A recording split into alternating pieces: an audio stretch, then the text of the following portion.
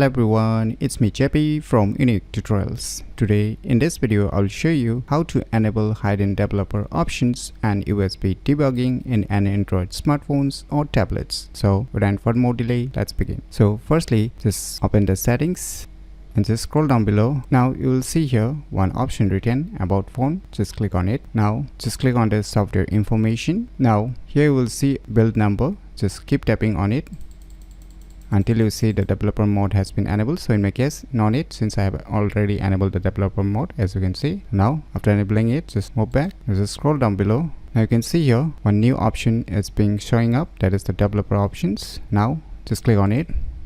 Now you need to turn on this developer options. If it is turned off, and just click on it to make it on. And now just scroll down below. Now you will see here one option written USB debugging. So right now I have already enabled it. So if it is turned off, then just enable it. So by using these methods, you can easily enable hidden developer options and USB debugging in any Android smartphones or tablets very easily. So if you never known about these cool tricks, then you should definitely give it a try. So if you find this video tutorial useful, please click on the thumbs like button, and if you're new to our channel, click on the subscribe button, and lastly, thanks for watching.